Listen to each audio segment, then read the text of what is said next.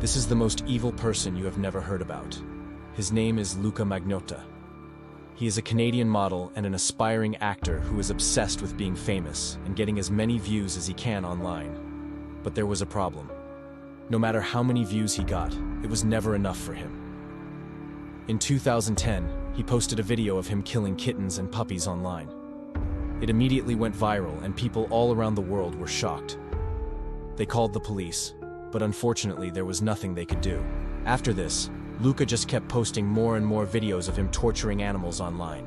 Now, even though all of these things were horrible, we should not be too quick to judge him because this is not where the story takes its turn to evil. This is actually only the beginning of it. You see, before all this, Luka had been trying to get into the modeling industry and had actually managed to get some small jobs here and there. He even appeared in the music video of Kanye West's Power and had a small role in the movie Casino Jack. Although he did not really become famous after all this, he still received a lot of attention from the video game industry, which he was extremely happy about. In fact, he was so happy that he started seeing himself as some sort of celebrity. And then one day, he meets a person named Jun Lin. Jun Lin was a 33-year-old Chinese student who was studying in Canada. Even though Luka was 29 years old at the time, he acted like a child when he saw Jun Lin and immediately became infatuated with him. Unfortunately for Jun Lin, this was not the type of attention that he wanted. You see, ever since Luka met Jun Lin, he started stalking him everywhere.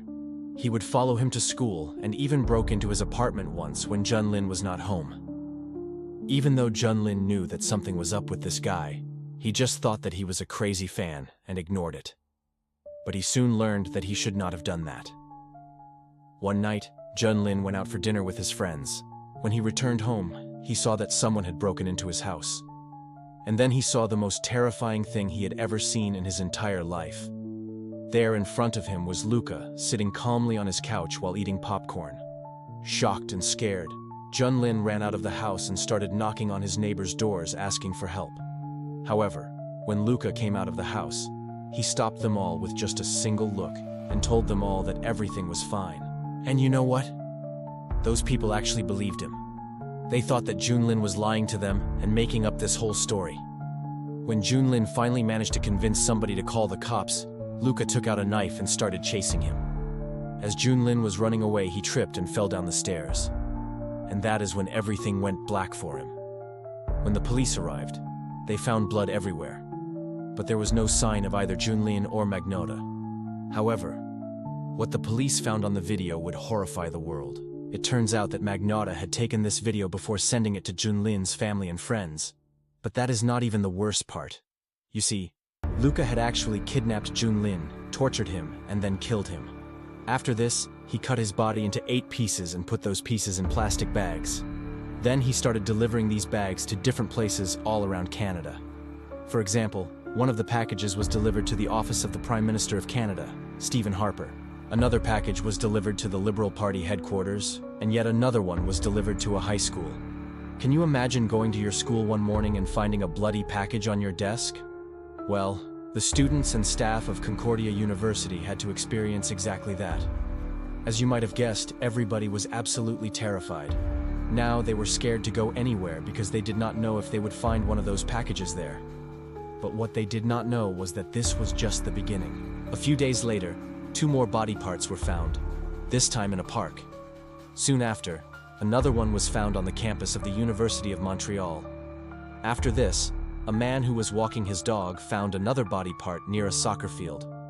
By this time, everybody was completely terrified, and they demanded answers from the police. But even the police did not know what was happening. They had never seen anything like this before, and had no idea who could be responsible for this.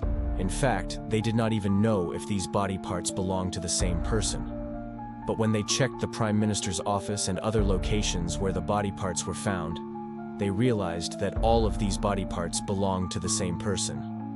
Furthermore, the video footage from outside the Prime Minister's office showed that the package had been delivered by a man wearing a pair of bright red high heels. So now we ask ourselves, who was this guy and why did he do all this? Well, the answer to this question was found in a most unexpected place, Germany. You see, by this time, Luka had already fled Canada and had gone to Europe. There, he spent some time in Italy before moving to Berlin, Germany, where he lived in a hostel. But there was a problem. He had not only spent all of his money on traveling, he was also running out of options. So he decided that he needed to make some quick cash. And then he had an idea. You see, before he left Canada, he had applied for a job at Amazon. Now Amazon did not reply to him, so he thought that he could sue them for ignoring him. But he knew that he would need a lawyer to do this. Luckily for him, he had saved some pictures of himself as a model in his email, which he planned to use as evidence. He walked into the lawyer's office and told him that he wanted to sue Amazon. The lawyer agreed to take the case and told him to come back in a few days. But when he returned, he found out that the lawyer had already gone through his photos. In fact, he offered him a deal.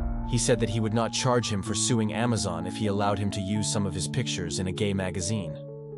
Of course, Luka agreed to this, and the lawyer took some amazing pictures of him for the magazine. But when he went to the police, they still could not link any of these body parts to him. In fact, they had no idea who could have possibly done such a thing. However, there was one person who was following this case closely. That person was none other than Luka Magnotta himself. He was reading all the news articles and watching every TV show episode about himself. He was even watching the press conferences that the police were holding. But he was not worried at all.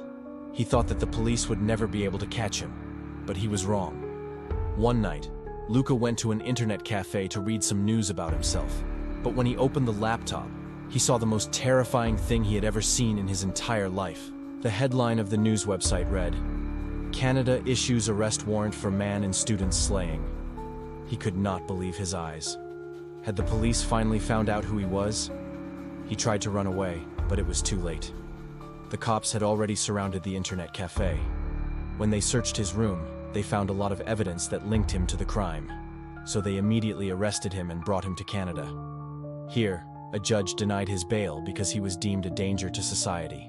On top of that, he was also charged with 15 additional charges related to mailing body parts and distributing obscene material. Eventually, he was found guilty of all of these charges.